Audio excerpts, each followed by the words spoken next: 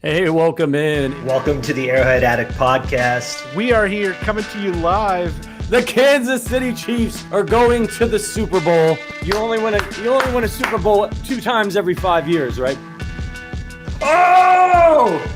The warm-up act is over. Let's bring in Melissa Etheridge, massive Chiefs fan. Melissa, Super Bowl champion, 2-time Pro Bowler, and Trent Green. Trent Green, how you doing? Hey, what's going on, guys? And he picked it up! He picked it up! He's gonna score!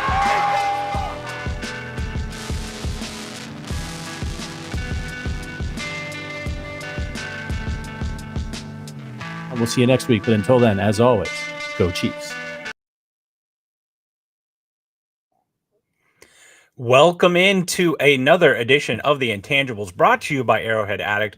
My name is Price Carter. His name is Christian Ainsworth, and we are just 24 days away from the NFL draft. It is a great time to be a Chiefs fan. It's a great time to be a fan of football in general as we get closer to the draft. Christian, how are you doing today? Doing good, man. Have the Monday off, so just relaxing, hanging out, doing some scouting. What about you? I tell you what, I've been trying to get to as many of these guys as possible, especially now with the top 30 visits, just more and more guys that weren't necessarily on your radar. I think most of us, we kind of start at the top and then start working our way down for the prospects, but it's good to try to get an eye on some of these guys that the Chiefs are meeting with. And keep in mind, the Chiefs have a history of not drafting people that they bring in for top 30 visits. They do too. Rashee Rice was a top 30 visit. So they kind of pick and choose, but top 30 visits, they can be used for a lot of different things, whether it be medicals, character. Maybe they want to just get them on a whiteboard, see what they look like there. But there's a lot of different players to evaluate. And honestly, there's just not enough time. I wish I could just do this all day, every day for a full-time job. Unfortunately, that's not possible for me, but it is great. And I'm glad you got the day off to take a look at some of these guys. Today, here on the show, we're going to tell you who the Chiefs are going to pick at pick 31 in the first round. That's right. We're going to tell you the exact player that they're going to take. We may not necessarily give you that only player. We might say their name in a collective group, but we feel like today we're going to, using the methodology that we've got here, we're going to narrow it down to a pool of players that we feel really good that could be on the board at pick 31 and meet what the Chiefs like. Christian, do you know who I wrote up for my first draft evaluation of the 2024 year? I have no idea, actually. I did it before Thanksgiving, so there wasn't even turkey on the table yet. And the first player that I wrote up for my first scouting report of the 2024 class is a little wide receiver out of Texas called Xavier Worthy. He was the first player I wrote up because I was like, you know what? This guy just screams Chiefs to me. And then I'm sitting here on the live stream months later, and I was able to just hit retweet on that and get lots of traffic on it. It was great. And honestly, I don't want to hurt myself patting myself on the back, especially after the week I've had at the chiropractor. But, I feel like we have a pretty good sense of who the Chiefs like, what they like, and where they're going to be drafted at. So, like I said, I wrote up Xavier Worthy. I think that today, this process that we're going to go through, we can really kind of nail down who the Chiefs are likely to pick in the first round. Yeah, I agree. And it's funny that you mentioned Xavier Worthy because the first article that I ever wrote for the old site that we worked at was Clyde Edwards-Helaire in 2020 and thought he was going to be a day 2 pick. Yeah, not pat myself on the back for that one, but we at least, again, we have so many years of doing this now that we should be able to narrow it down to like 4 or 5 guys, right? I mean, like that's not too broad of a scope. Yeah, and I think, one thing to keep in mind, too, when it comes to the first round, it's its own living, breathing thing.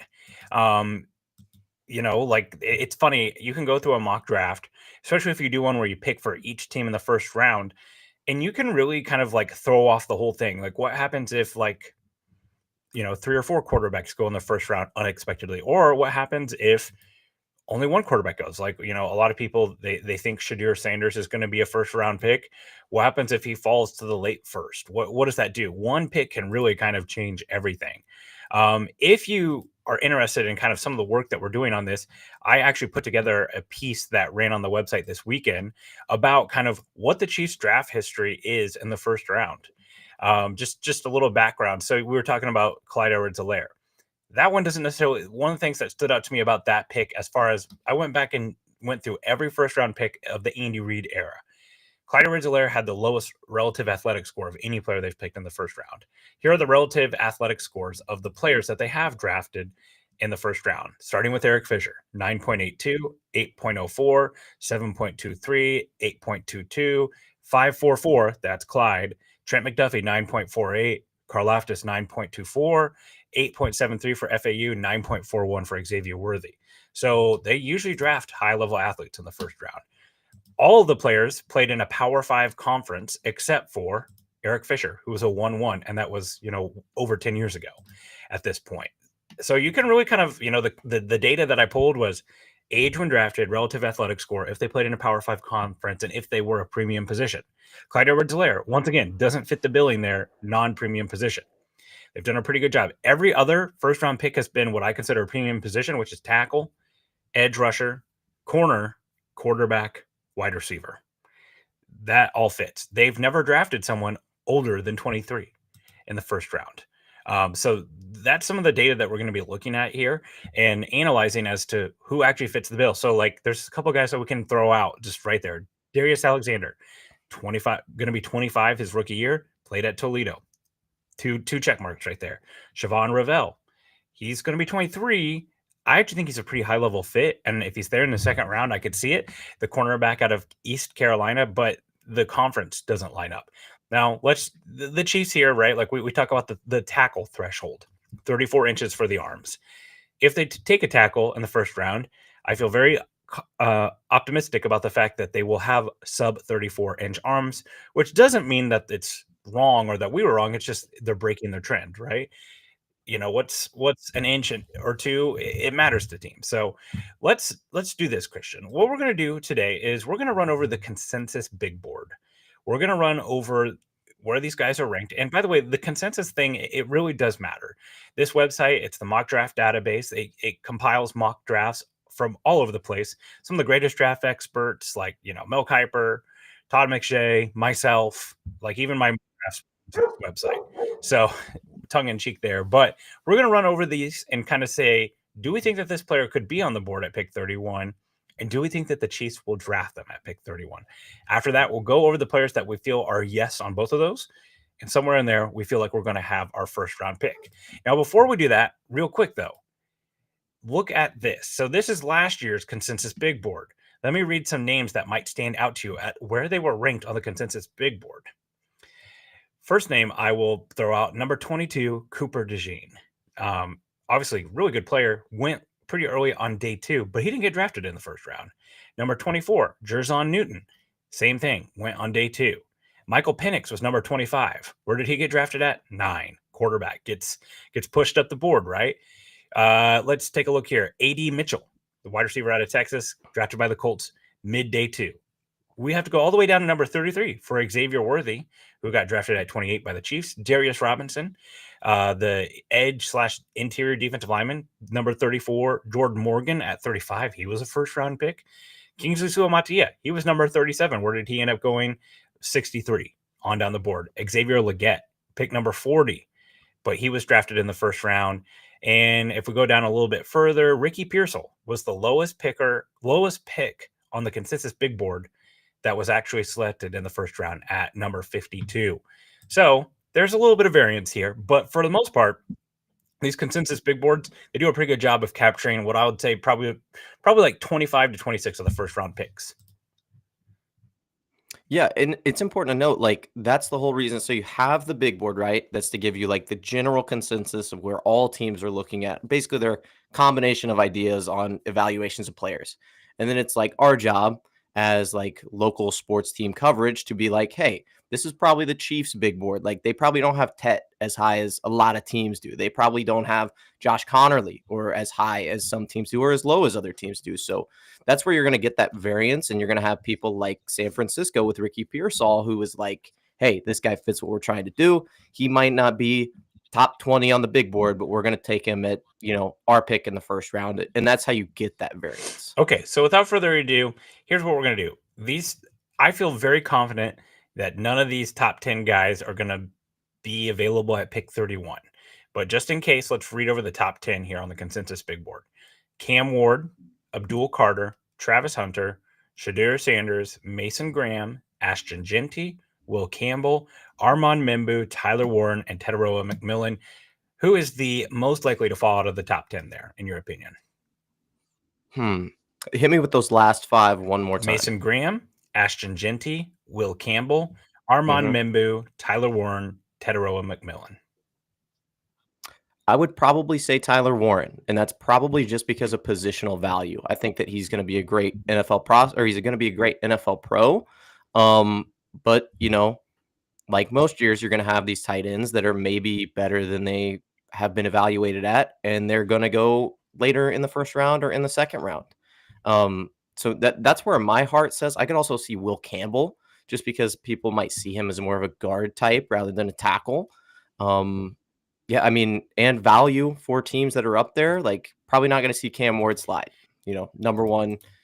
The same thing with Travis Hunter as well. But is there somebody in mind you have? I like the Tyler Warren call out, especially because he's at 9, and Brock Bowers was the definitively better prospect at tight end, and he didn't go until 12. Right now, again, there was a big quarterback run. There was 4 or 5 taken in the first 12 picks, but that definitely mattered, right? The tight end, the positional value, as you put it.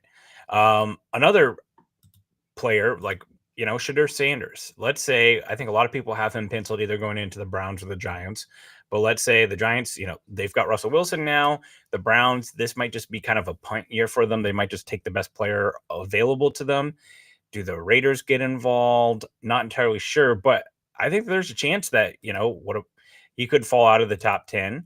I feel like his floor is still in the first round, because I think there's some teams that could be interested even on down. You throw the Saints in there, throw the Rams in there, you throw the Steelers. There's a lot of teams that could eventually be interested in him. So I feel pretty good that none of these guys will be available at pick 31. Do we agree? Oh yeah, 100%. Even Ashton Genty, who some people have going a little bit further than 6, no chance he slides. No chance.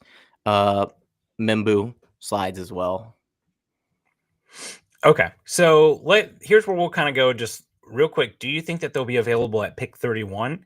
And then the next question is, do you think that the Chiefs would take them if they were? Jalen Walker, the positionless player from Georgia. No, I don't think so at all. Off-ball linebacker in the Steve Spagnuolo system, I don't think that that's something they want to spend a first-round pick on. Yeah, and you said it right, off-ball linebacker, because that's what he would likely be for the Chiefs, just given his size. He is a guy that, just because the fit's a little unusual, so a lot of people evaluate him as an edge rusher and are pretty optimistic, pretty high on his ability to rush the passer. But his tape, there's a lot of him playing off the ball. He doesn't necessarily rush quite often. It's about half and half for him. So I could see him falling a little bit. I'd be surprised if he fell all the way to 31, but I could see him falling, but I do not see him being a fit for the Chiefs. So we're going to cross Jalen Walker off the list. Next, a guy who's fallen a little bit, but not a ton, Will Johnson, the corner out of Michigan.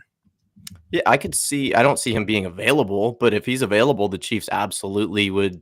That's like the Veach special, right? Position of need, kind of. Definitely a premium position. On the younger side, I think he's going to be 22 on draft day. So yeah, that to me makes perfect sense. Yeah, he's one that I'm not sure about the fit for the Chiefs, just because he's a little bit more of an off-man corner, and he likes to take risk, right? You see him, he will bait a quarterback into a throw. There's also just kind of the question of the health. This was kind of a lost year for Michigan. He had turf toe, Will Johnson did, and just kind of never came back from that turf toe, which turf toe is a pretty impactful injury, but we've seen players play through it before. So I'm kind of interested to see what the league thinks of him, but I think his floor is probably the 20s. I feel like someone will eventually be all right, the value is just too good here. So here's a name that I'm interested to hear what you think of. I've engaged in some dialogue this week with some people about Shamar Stewart, the edge out of Texas A&M. So real quick, tell me, what are your thoughts on Shamar Stewart as a player? So I think he lacks pass rushing nuance. I think that he's really just a speed to power bull rush, long arm bull rush, 2-arm bull rush type of player. he reminds me a lot of Trayvon Walker, not necessarily that freak, but like absolutely somebody who is traitsy, who comes from a system that didn't really develop him as much as I feel like they could have. Um, but hell, Trayvon Walker at pick 31, like I'd be in for it. So part of the thing is, and you said it right, like where it's the nuance of the pass rush ability. Something that stood out to me when I looked at the Texas A&M guys, especially Nick Scorton. I came out really high on Nick Scorton to enter this draft cycle because the 2023 tape of him at Purdue was just dominant. And he was a consensus top 10 guy. And he's kind of progressively fallen farther and farther. Looking at his tape from 2023 to 2024, it was really staggering to see the difference. You go to Walter Nolan, who was on Texas A&M last year. He goes to Ole Miss. His numbers get better. You look at the dogs that they have on that defensive line. None of them really were as productive as they could have been as far as pass rushers go. I feel like they play a lot of contain and they let their linebackers and their corners make tackles, and they're more about gap integrity and rush lanes. The pressures are there for the two guys from Texas A&M being Shamar is hard. Shamar Stewart. But I do wonder about just, what does that pass rush profile look like? He meets all of the check marks for the Chiefs. And this is a guy who had one of the highest relative athletic scores of any guy at the combine at his position. So to me, if he were to fall, I think it's a yes for me for the Chiefs, because you just get there's just a huge difference between taking Trayvon Walker, like you said, at pick number 1 and at pick 31. I'll point this out. Odafe Owe had 10 sacks this year for the Ravens, did not have a single sack in college. So sometimes you just take this athletic ball of clay and you hope you can mold him into more than that. Versus you look at a guy like FAU, who was insanely productive in college football, but hasn't really been able to translate that to the NFL game as much as we would have liked to see. So the question is then, if the Chiefs would be interested, do you think he could fall to pick 31? I absolutely think they could. And I think that, seeing as how he's so athletic and he has that bull rush, that push and pull as well, it's like he could be pretty productive in the run game as well. Like if you're looking for a Karlaftis replacement in a year or two, he seems like maybe a perfect candidate with some pass rush upside. So Shamar Stewart, yeah, a win for me. I would absolutely take him. The next guy on our list here, though, is a little more intriguing to me. What do you think about Michael Williams? Well, and these guys being right next to each other, I think is perfect. Mm-hmm. Michael Williams has had a little bit more production than Shamar Stewart did overall in his career, but he lost most of this year to a tweaked ankle that happened in that very first game against Clemson early on in the year. And it looks like he battled that for quite a bit of part of the year. Michael Williams is another guy that I think checks all the boxes as far as thresholds go, athletic ball of clay, et cetera, et cetera. Looks like he was just built in a lab to rush the passer, and the flashes are there. I do really think that, and I'm going to look up real quick. I don't remember off the top of my head as far as what he was production-wise, but yes, like I think, again, that's a really high fit for the Chiefs. And the thing that I like about both these guys who are these projectable pass rushers with traits is you look at the Chiefs edge room, it's basically the exact same thing that they had last year where they were at least average. So you can slow play these guys a little bit. And, whether the Chiefs, what they think of Felix Anudike-Uzomah with George Karlaftis and Charles Omenihu possibly hitting free agent. We know Omenihu is on a 1-year deal. They have a little bit more control over Karlaftis with a 5th-year option if they wanted to tag him. But I do think that there's a chance that one of, if not both of those guys, could be gone in the very near future. Oh, 100%. And the cool thing about Michael Williams, or Michael, I don't exactly remember how it's pronounced. You talked about all those tiers of like, hey, what does Veach look for in first-round draft prospects? It's like, hey, is he a perfect fit? Absolutely. Like, what about his age? He's 20 years old right now. Okay. Is he at a position of value? Yes. He's playing edge, pass rushing. He can be a 3 or 4 down player. And then the medical concerns, like playing on a tweaked ankle is not the same as tearing your ACL or something like Shavin Revel. So to me, he's a player that they could trade up for if possible, especially with the need at the position. He's 100% Spags guy, Veach guy. Easy yes. Yeah, and he was a little bit more productive. 4.5 sacks in his college career. So not quite the Shamar Stewart conundrum, but similar profile, similar traits. This is a guy, friend of the show, Sully, has started to get pretty hot on. Kelvin Banks, the tackle from Texas. I think a lot of us, we looked at the arms, we looked at the body type, and said guard. And that's kind of been the assessment of him here lately. 33.5-inch arms for him. Again, we come back to that threshold of the Chiefs. They typically like guys with 34 inches or longer, but it's half an inch. Now, I know half an inch, depending on who you're talking to, can make a big difference. Tongue planted firmly in cheek there with that one. But overall, Kelvin Banks, I've seen him falling in some mock drafts. He's right now sitting at number 15 on the consensus big board. Fall to pick 31. Would you take him if you're the Chiefs? Probably. And one of the reasons why is you have Moore who's coming in and can stand in front of him if things don't work out. And you can have kind of a training camp battle between Kelvin Banks and Jalen Moore. The other thing that I really like about him, his feet. If you look at, feet technique is one of the most important. It's basically the same as hand technique when it comes to offensive tackles. He's got it. Like, he can get out in space and block. He can step back and get into a true pass set. I don't think he's the best tackle on the board, and I don't think that the Chiefs see him as their number one overall tackle. But if he drops to 31, I'm 100% with you, dude. Pick him. Grab him. Yeah, I do agree that I think if he's there, that I like him as a player. And if they're drafting a first round tackle this year, which I'm not sure that I think that they will, they're going to have sub 34-inch arms, because all those guys who are in that neighborhood, Connerly, Joshua Simmons, Kelvin Banks, Will Campbell, all those guys, they all have sub 34-inch arms. So if that's the path they go, they're definitively taking a guy with shorter arms.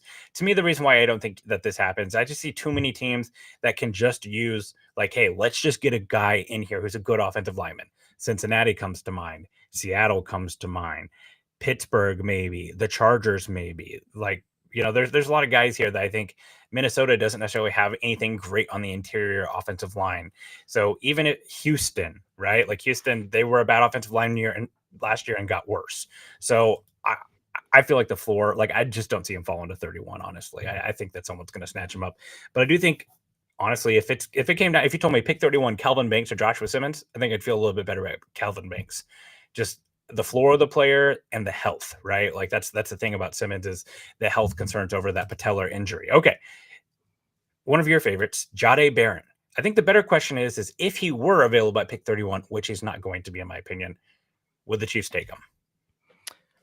I don't think so. And I think it's maybe just because of the redundancy of having Trent McDuffie. When you watch Jahdae Barron, you're like, that's Trent McDuffie. Like, maybe a little smaller. Yeah, and really, like, their mock draftable profiles, they are so similar. It's not just our red and gold Chiefs glasses. Like, nationally, people are like, this is Trent McDuffie as far as his profile goes.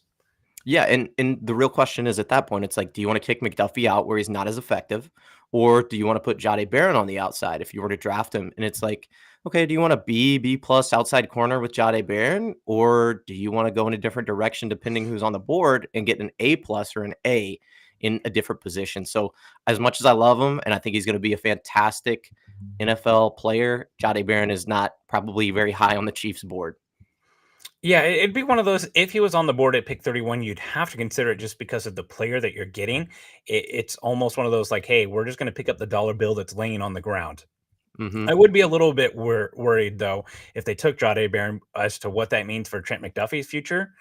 And look, Trent McDuffie proved that he's still a very good corner on the outside, and maybe that should be what they would do. But it would make me a little bit nervous that, like, hey, maybe those Trent McDuffie contract talks, they're not going as good as maybe they had hoped. So, but Jahdae Barron, we don't think he's going to be there. Jihad Campbell, the off-ball linebacker from Alabama, is he going to be there? Will the Chiefs take him? He's not going to be there, and the Chiefs aren't going to take him. That's agreed. As simple as it gets. Like a quintessential Sam linebacker, can blitz, can go out in coverage a little bit, but not a Spags guy. Colston Loveland, the tight end out of Miami, or not Miami, Michigan, at 18 on the consensus big board. That's a tough one. And I think you think of him as like a Travis Kelce replacement. He's got definitely the smoothness in the route running. Not really as good a blocker as Travis Kelce, and that's kind of saying something considering he's not, top 2 or 3 blocking tight end in the league. But like, if you're bringing him in to learn underneath Travis Kelce and eventually take the reins as like a big Y or power slot or somebody who can kind of play X at some point, it's like, yeah, he's a perfect fit. I think the league would be pissed off if the Chiefs got Colston Loveland, so that's probably a good reason to take him. Yeah, I'm not sure that they're going to invest that type of pick in a tight end. And I also don't think he's going to be there. I think that Mhm. the floor is just too high for him as a pass catcher. Like I think as far as pass catchers go, he's probably top 3 in the class if you're including Tyler Warren and then maybe your wide receiver 1, whether it be Golden or Ibuka or Tedero McMillan. So we'll cross him off the list. Mike Green, I'll go ahead and say I don't think the Chiefs draft Mike Green. He doesn't fit their profile. He's a small, bendy, twitchy edge rusher with 2 sexual assault allegations against him that were investigated. So I think there's character questions. I could see him falling out of the first round because of that.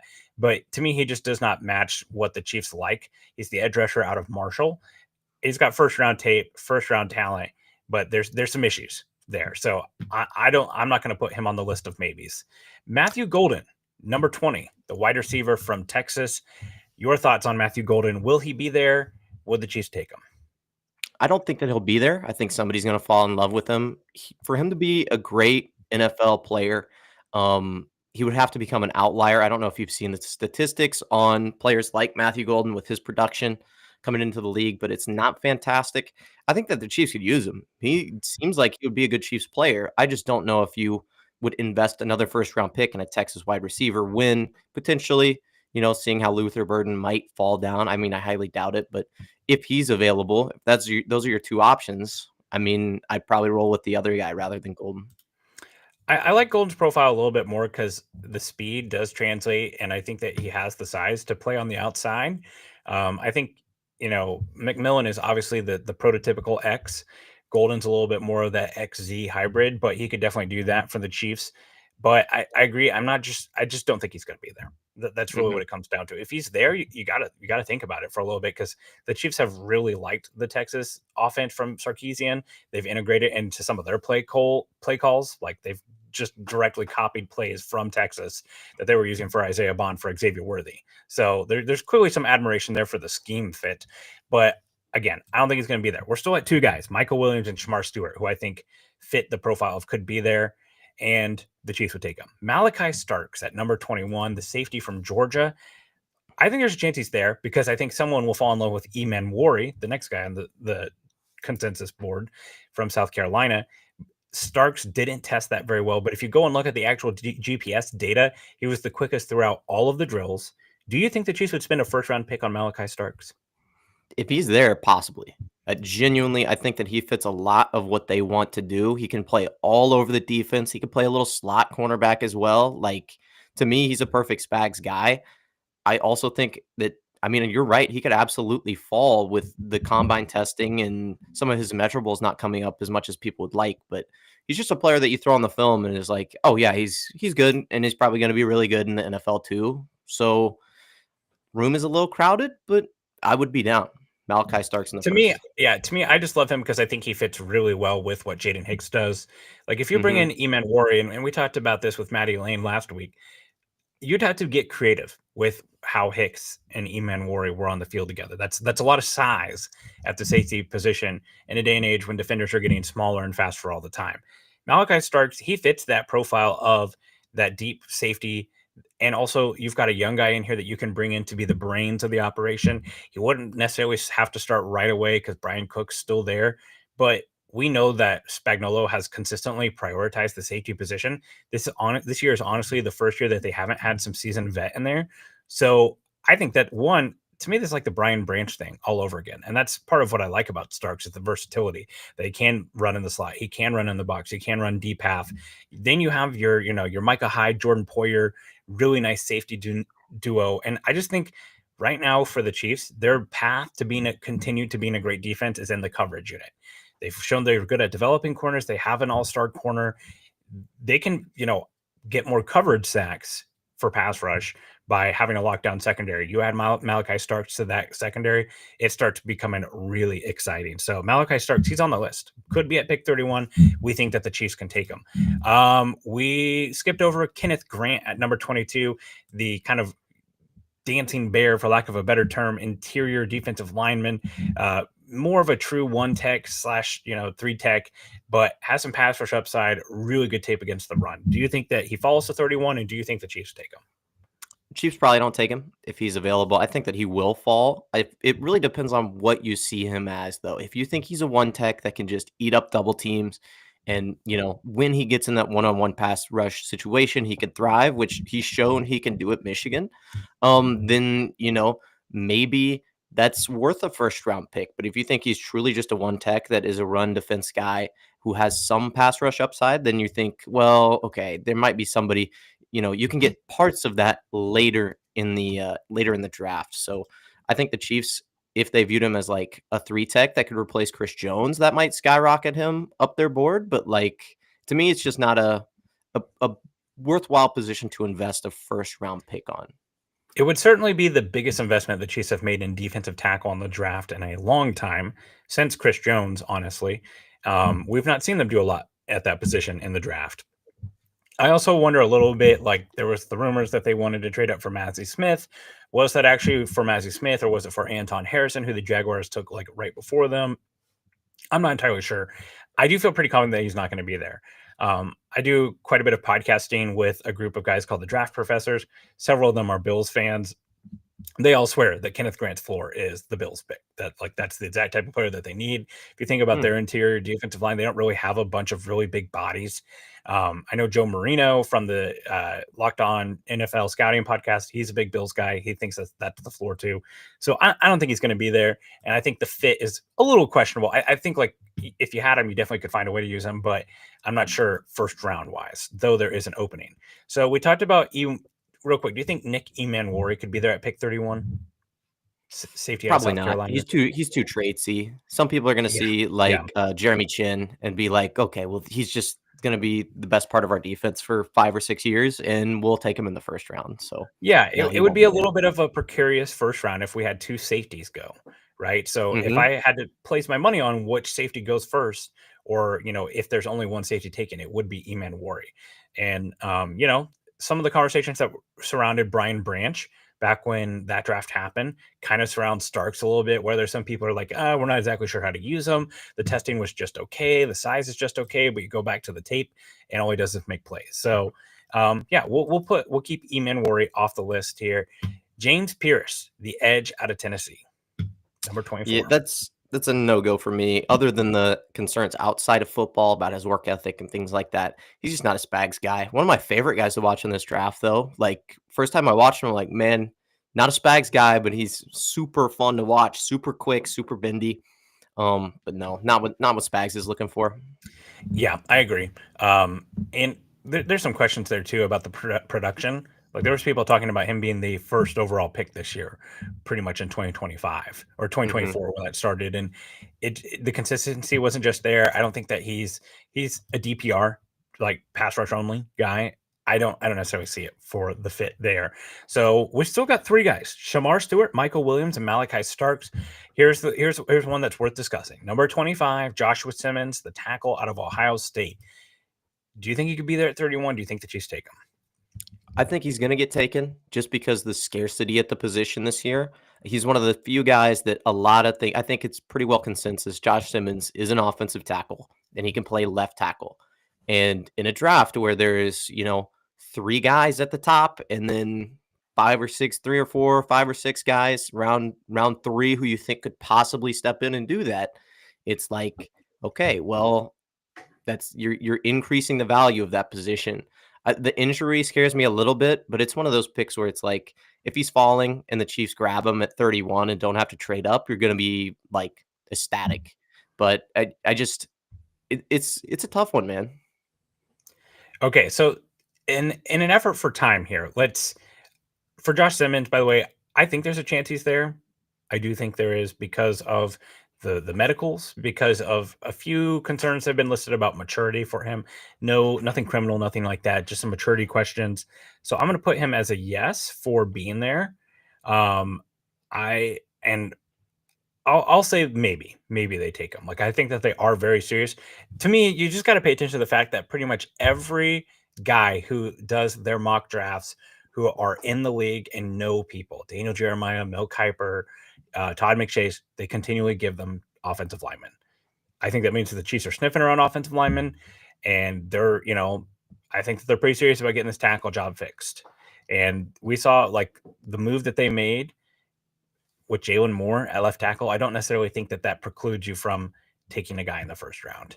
So in an effort for time here, let's read off the next 5 here. I think we can all probably say that these 5 guys certainly could be at 31.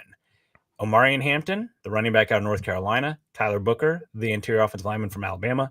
Walter Nolan, interior defensive line, Ole Miss. Derek Harmon, interior defensive line, Oregon. Gray Zabel, interior offensive line, North Dakota State. Very realistic that all 3 guys could be there. So the question is, of those names, Hampton, Booker, Nolan, Harmon, and Zabel, which ones do you think the Chiefs would take? So if I were Brett Veach and Omarion Hampton was sitting there, I would take him. That's not going to happen. He's not going to be there, and he wouldn't take him if it was. Walter Nolan is one guy who I think in those 5 could be a possibility. Derek Harmon as well.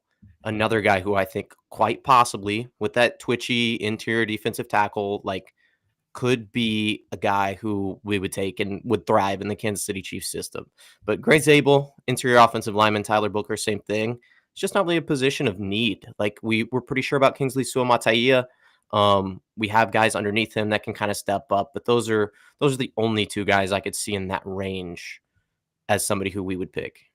Yeah, if the Chiefs draft an interior offensive lineman in the first round, we've got big problems because one, that tells you that they do not feel good about what they have on the roster, and you just drafted 3 of them. CJ Hansen, you just played a Super Bowl with one of those guys, another guy, right? With Mike Caliendo. That would send off some like red alert like concerns for me, especially because you're continuing to invest there. I do not think that Zabel is a tackle for them. He's got short arms. He's definitely, I think he would fit their system better than Booker. Booker just doesn't move very well. I think Hampton will get drafted in the first round, and I think it'll be before pick 31. If he's there, you got to think long and hard about it. But I do think that some of the trauma from the Clyde Edwards-Helaire pick will be there. And also, I just think like they probably feel decent about the running back room right now. I know they want to upgrade, but I don't know if they want to upgrade in the first round at that pick. So I wrote down Nolan and Harmon as possibilities. I think both those guys are high-level fits. I think it fits the holes that are in the roster. We're going to skip over Jackson Dart, who's number 31. Next little bunch of players: Donovan Ezaraku, 32. Emeka Ibuka, the wide receiver from Ohio State. Luther Burden, the wide receiver from Missouri. Maxwell Hairston, the corner from Kentucky. Which one of those names do you think the Chiefs would be interested in or not interested in? So Luther Burden and Emeka Ibuka are 2 names that I think absolutely. Luther Burden is not going to be there. There's so many mocks of him going late, like day 1, early day 2. He's just a player that can play in any team and any system and thrive. I doubt he makes it out of the top 20. Emeka Ibuka is a little more interesting. I think that he might not have the ceiling of Luther Burden, but is absolutely could be a contributor.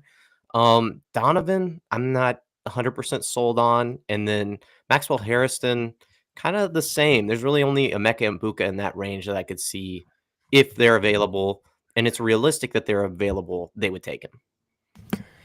Yeah, Ezaraku, again, he's kind of in that similar James Pierce, Mike Green, like film type of bendy edge rusher.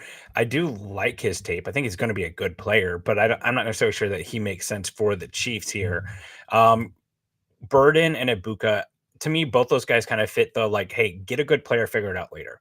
Both guys, I think, probably win most consistently from the slot. Ibuka is the far more polished route runner, great blocker, average speed, not a huge yak guy, versus Burden. You get some of that, but again, I'm a huge fan of doing things that make the other teams go, oh, dang it, what the heck. So you get one of those guys or both, one of those guys in, I feel like a lot of teams are going to be feeling that way. Also, I will point out, Rashee Rice suspension, Xavier Worthy size, Hollywood Brown 1-year contract, DeAndre Hopkins, Justin Watson both gone. You're running Juju Smith-Schuster out there. Like, there's not a lot of certainty. The only certainty that the Chiefs have at wide receiver after this year is Rashee Rice, a guy who's had off the field issues, and Xavier Worthy. So there's certainly room for there to be a new trio. And oh, by the way, like, this is probably Travis Kelce's last year. So I don't want to hear like, oh, we're good on offensive weapons. Same thing goes for Ibuka, by the way. Like, I I feel like Ibuka, the floor is just so high for him as a route runner and as a blocker that he could find the field very quickly. I do think that there's a chance that at pick 31, the best players on the board on the Chiefs board could be a corner. Maxwell Hairston, Siobhan Ravel, Trey Amos is at 41 on the consensus big board. Benjamin Morrison at 44. He's got that hip injury. But I do think there's a chance that those guys could be some of the best players on the board. Oh yeah, I could see that as well. And Trey Amos is the guy who you named that I think maybe piques my interest more than any of the rest. I think Benjamin Morrison is going to be gone a little earlier than that. He'd be a great fit, but I think people are going to see. I mean, it all depends on the medicals for him, right? If everything checks out, I think he goes higher than the Chiefs pick. If things are a little shaky, but Brett Veach is higher on him than most, then yeah, he would be a perfect fit as well. Trey Amos, though, I'm interested to see what you think about him because I came away with a very definitive idea of what he could possibly be, but I just want to see if it matches up. Well, I see a guy who can live on the outside at the next level. I like his knack for making plays. I feel like he gambles occasionally, but he's one of the better tacklers in the class. I mean, it's kind of not hard. His size is nice. Like it's not hard to squint your eyes and maybe kind of see a L'Jarius Sneed type of player there. I don't think that he could run out of the slot like Sneed did at the beginning of his career, but I think we saw Sneed was best on the boundary when he got out there. So I really like him. He's probably one of my favorite fits for the cornerback class. Revel, I think, has a high level fit too, but the injury and just the where he played at, I think will maybe scare him off in the first round. I don't think he'll be there in the second round. Azaria Thomas, I don't like the fit as much because I think he likes to play off a little bit more. So I have Amos as probably one of their high level corner fits, other than like Benjamin Morrison, who the hip injury. See, and exactly when I was watching him, I thought L'Jarius Sneed, not as fast, not as explosive, and he's just a little bit older, which I think could maybe kind of like steer Veach off of him a little bit. But yeah, dude, Trey Amos in this defense would be fantastic. I want to know, like, what do you think the reaction would be to taking a defensive player in the first round that's not a pass rusher? Because I could see Chiefs Kingdom just erupting in anger from a cornerback pick when offensively is really where we need to focus. Offense or the defensive line, like Yeah. that seems Yeah. like the common places. Yeah, I think like you just take the best player that's available. That's got to be what people have to be comfortable with. I think it's really easy to say Joshua Williams, Jalen Watson, Najee Johnson, all Brian Cook, all not under contract next year. Christian Fulton has never played 17 games in his career. Pretty easy to look at that and say, hey, where's this guy going to play? That's pretty easy, right? So I'm totally okay with that, especially because, like, hey, if you get a really good stud corner in here to pair with Trent McDuffie, like, you really have something that you can start building the future of this defensive identity, right? Of this, like, defense that's flying around. Look at what the Eagles did to their secondary with, like, a couple of picks in the draft that really hit, right? They take Sidney Brown the year before, then they double up with Quinyon Mitchell, Cooper DeJean. All of a sudden, that secondary is super dynamic. I saw some love in here for Darian Porter, the cornerback from Iowa State. Really good special teams contributor. Some things that I don't love about him: 6 years of college football experience. That would put him outside that age threshold that the Chiefs like. Also, really only 1 year of starting production for him. He was not a consistent starter here. So those things kind of throw you off a little bit. It's like, hey, this guy's been playing college football for 6 years, really only found the field in that 6th year. Developmentally wise, like, you want to see guys who still have ceiling left when they get to the NFL.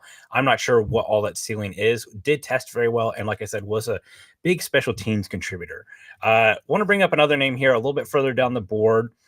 This is Nick Scorton, the edge out of Texas A&M. I talked about Xavier Worthy and how I wrote up his draft profile. Nick Scorton was one of the very first profiles I wrote up this year because I felt like this is a high-level fit. Do you think the Chiefs would take him? Do you think that he'd be at pick 31? I think he'll be there, and I think if he's there, the Chiefs pull the trigger. He's one of the best fits in the draft for Kansas City. He has 4-eye experience. He has experience playing on the interior defensive line. He has the pass rushing expertise to step out. We saw at the combine with his weigh-in that he's at that perfect kind of in-betweener type of weight. Yeah, and he kind of weighed in a little bit lighter. All the Texas A&M guys did. He weighed in at like 257.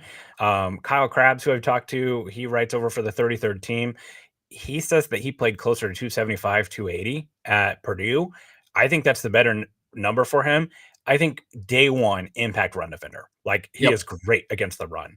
So I really like Nick Scorton. I think I'm definitely putting him on the list of guys that fit there. When I look at him right now, Texas A&M version of him, I see more of like Justin Houston. That's like the kind of guy I fit because he's not super long. He's 6'2", which is fine, but not super long and bendy. But the power profile and the run defense is there. And yeah, I do think that with the added weight, you could kick him inside some more. He's a guy that I think like I would not be shocked at all if we're sitting here talking about him on Thursday night, April 24th. Let's throw out a couple more names here. Do we think that the Chiefs, maybe they're the team to bring the third running back at pick 31? Quinshon Judkins, Travion Henderson. Do you think that they would pull the trigger on one of those guys at pick 31? Quinshon Judkins is the guy I think they would go with. I know Trayvon Henderson, everybody is, kind of starstruck with his receiving ability out of the backfield and pass blocking. Dude, it's just hard for me to see the vision and Trayvon Henderson's vision in the offense as a first-round pick. I think that that's a little rich. I think that he would be fantastic. I think that he would be kind of exactly what the Chiefs would need, but I just think that's a little too early for these two running backs. I mean, if Quinshon Judkins is the best player on the board, yeah, you pull the trigger, but Nick Scorton's there and Quinshon Judkins, I don't think it's a question who Veach is going to choose. He's going to choose the guy that's 20 years old that plays a position of need and also is, incredibly valuable. Yeah, I think the Quinshon Judkins pick especially is one of those that like 31 other teams are like, dang it, like how did this happen type of thing. So it passes the sniff test there. I'm still a little skeptical if they'd go running back there, but I do think that there is a chance that like, I think both guys, if you don't take them at 31, you better plan on trading up pretty high in the second round because it'll be really easy to see those names. Just there's going to be a second round run on running back. I have no doubt. Mm-hmm. Them, Caleb Johnson, DJ Giddens, those guys, RJ Harvey, I think all those guys could be off the board before pick 63. You're looking at the consensus big board with me right now. Are there any other names as we scroll down here a little bit that you want to throw out that you think could be first round picks? I'm in the 40s now, kind of scrolling through. Is there any other names that you think we should add to the list? 2 wide receivers I would look at. Jaden Higgins and Trey Harris. I think those are 2 guys that a lot of people have higher than the consensus big board. I don't know if you saw Jaden Higgins' RES profile or Derek Harmon's or Derek Harmon, right? The Sure. wide receiver guy on Twitter. He wins every single route that he runs. And he's super athletic. He can play the X. He can play power slot. Like he's just a guy that could be all over the field. Jaden Higgins we're talking about. And then Trey Harris just looks like a dominant player at the next level. I mean, everybody's scared of that Ole Miss wide receiver kind of cliche that's come out over the past couple of years, but like he's another guy I could see just a team falling in love with, seeing the potential and adding him to the roster day one. Yeah, it's hard because like I certainly think there's a chance that you take Jaden Higgins at pick 31 and you're going to go home happy no matter what. I like him a lot. I like Jalen Noel a lot. But Noel's all the way down at 77. Higgins is sitting at 53 on the consensus big board, which we saw guys around that area get picked last year in the first round. It'll be interesting to see what happens. One other name that I might throw out here, tested really, really well. High level fit, Landon Jackson, the edge from Arkansas. He's another guy that I could see. He was a member of the Bruce Feldman's Freaks list. Him and Josh Connerly. Those are the other 2 names that I think we could add to the list. Or you just got to have to put Connerly on there because he's a tackle. One of the things that I've pointed to with him a lot too is like we just saw that Kingsley Suamataia came out and really struggled in pass sets. Kingsley Suamataia had about the exact same amount of true pass sets as Josh Connerly did. Josh Connerly's got sub 34-inch arms. I don't think he's the athlete that Suamataia was either. So I don't think he makes a lot of sense, but I think you got to add him to the list of potential names. So I think now we have our list here. So let's run over it real quick. Here are the guys that we have as one of these guys is pick 31. And if we're wrong, you can't hold it against us. If we're wrong, Christian will shave his head or something. Yeah, absolutely. Let's lock it. Okay. So one of these players that we're about to read off will be drafted by the Kansas City Chiefs at pick 31 or wherever they pick in the first round. Shamar Stewart, Michael Williams, Malachi Starks, Joshua Simmons, Walter Nolan, Derek Harmon, Emeka Ubuka, Luther Burden, Maxwell Hairston, Nick Scorton, Quinshawn Judkins, Jaden Higgins, Trey Harris, Landon Jackson. Pick one. Who do you think Pick it is? one. Michael Williams. Boy, that would be pretty exciting to have that guy come in. That would be really exciting, especially because at that point, I think everyone would agree, like, hey, how is this guy still sitting there? I like that a lot. Boy, this is tough. I guess, you know what? I'm just going to stick to my guns where I've been all along, and I think it's Nick Scorton. The fit just makes too much sense. I think he's the best player available. I'm on Nick Scorton, pick 31. Your heart was always there, Price. We all knew who you were going to choose. It always was. It got a little bit harder with Charles Omenihu coming back, but we've seen them take developmental edge rushers before. Right? It's either Scorton or Nolan for me. Mm-hmm. Maybe Harmon, like Joshua Clayton says here. All right, real quick before we get out of here, we wanted to do a couple of diamonds in the rough. We've been spending all this time talking about the first round pick. We already told you who the Chiefs are taking at pick 31. So we want to talk about some guys who might not be names you might be hearing for the first time. I'll go first, and I have Marcus Yarns, the running back out of Delaware. He had a 9.19 relative athletic score. He's 5'10", 193 pounds, ran a 4.54 40-yard dash. He's a fifth-year senior, had a year of COVID eligibility. He runs with great patience. I really like the burst with him. I love his ability to bounce out and break a lot. You see a lot of runs there where he's looking in the middle. Oh, it's muddy here, and then he's going to be able to bounce it out and get extra yards out on the outside. Consistently is able to outflank defenses with his speed, good jukes in the open field, causes a lot of missed tackles with his lateral agility. He's a tough matchup for linebackers if you're running him on a wheel route or some sort of cross or a mesh. Good hands too. I really like it. He was a member of Bruce Feldman Freaks list as well. Do you think that Brett Veach and Matt Nagy, two guys who played football at Delaware, would be interested in one Marcus Yarns on day 3? Oh, yeah, that's a totally Veach pick, too. Like, late guy, late running back, comes in a little bit older, but, who cares? It's the running back position. It's not like we're investing a, first or second round pick on it. Like, sure, yeah. I like Yarns as an explosive element to a backfield. He's a classic change of pace back for me. The Chiefs, they met with Damian Martinez, the running back out of Miami. Martinez is the definition of singles and doubles, right? Like, just like get me 5, get me 6, get me 8 when it's blocked up there. Don't get me -2, right? Like, we've seen that part of B. Pacheco struggles. Like, sometimes Kareem Hunt, right? Kareem Hunt was good for 2 yards almost no matter what. I like Yarns as that explosive element in the screen game, a passing down back, a guy that you can use on some more creative ways like that. Damian Martinez, Marcus Yarns. Okay, you've got a fun tandem there at running back now that you can start to build around. So that'd be a nice pairing I'd like. Christian, who do you have? So my first pick for this was introduced to me by Matt Connor of the Arrowhead Addict site. He just wrote an article about it. So plug the article here. Sam Brown, the wide receiver out of Miami. And a lot of you are going to be familiar with Xavier Restbro. I believe is how his last name is pronounced. But the Chiefs had a top 30 visit with Sam Brown. He is 9.7 or 9.87 RAS, 6'2", 200 pounds, runs a 4.40 time. A little slightly built, but he has that explosiveness that he can get downfield.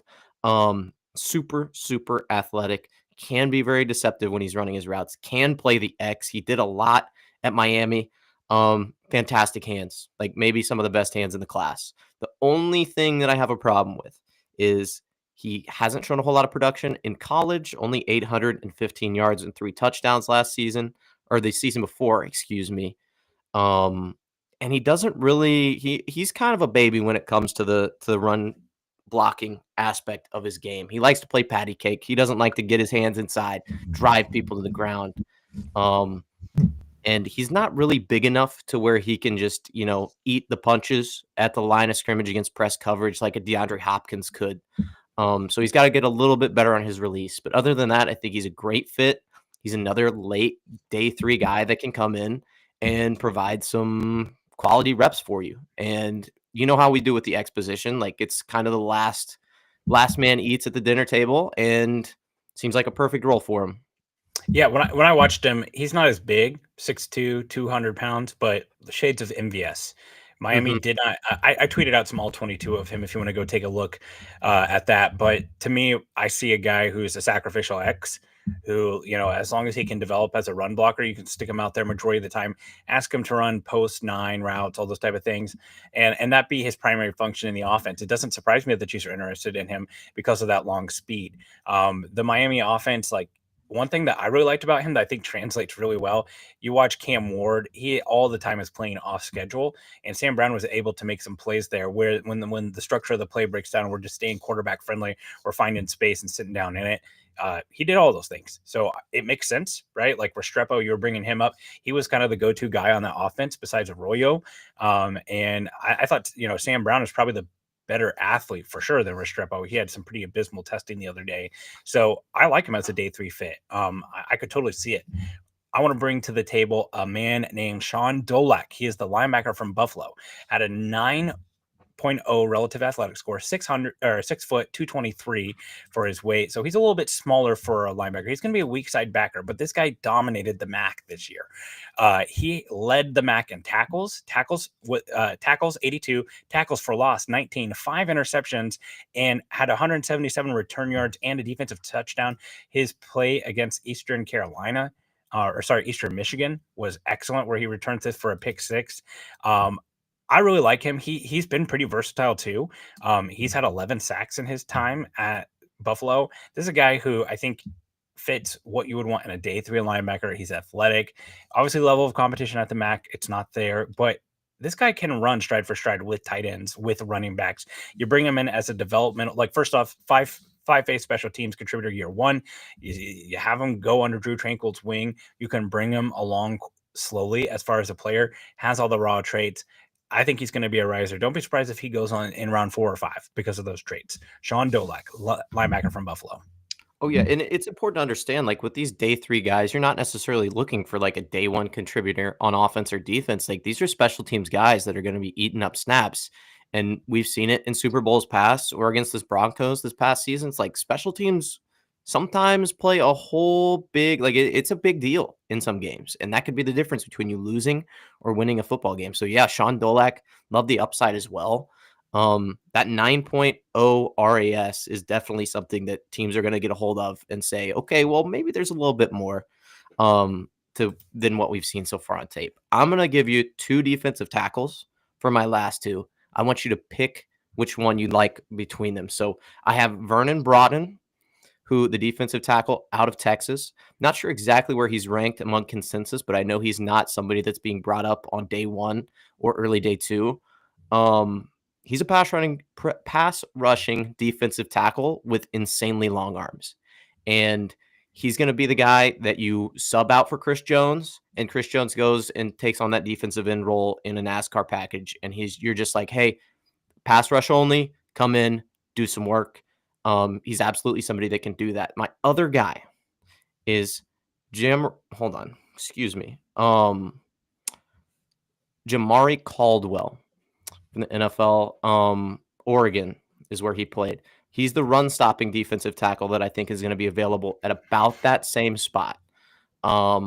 He's not super athletic. He's not somebody who you can come in and have pass rushing downs, but he is somebody that will eat up double team blocks, can do that sort of Mike Pennell role in the defense, and not provide you with a whole lot of pass rush upside. But that seems to be where the defensive line is lacking. Do either one of those names strike you as like I like Broughton. Yeah, I like Broughton a little bit more. I think the pass rush upside is more there. I don't mind Caldwell, but like you said, I think that he's more of a run stuffer. I think they're pretty comfortable going forward with Pennell in that role, and like Pennell has shown an ability to be effective there. So for me, I'm going to lean towards Broughton, and not just that. Like I think the traits are a little bit better with Broughton as well too. He's a guy I wouldn't be surprised if he sneaks up into day 2. That those Texas defensive linemen have really come through really nicely in the draft here these last couple of years. So him and Alfred Collins, we've kind of compared them. Collins is more of a true nose, but Broughton I think can be that more impactful 3-tech, could mix into the Tershawn Wharton role as well. Yeah, I'd like him for that role as well. Cool. Well, guys, we're going to call that a show. We appreciate you joining us and helping grow the channel. Shout out to Joanne, who filled in for Richard. Producer Richard is on vacation this week. Shout out to him. Hopefully he's having a great one. We're going to go ahead and get out of here. But if you want to keep up with the draft content, stay locked in here at Arrowhead Addict. We have a show every day. Please like and subscribe to this video. And hey, if you like what we did here, keep coming back on Mondays. We will be talking about this stuff all the time, all the way through the draft. So from me and Christian, thanks so much for listening. And as always, go Chiefs.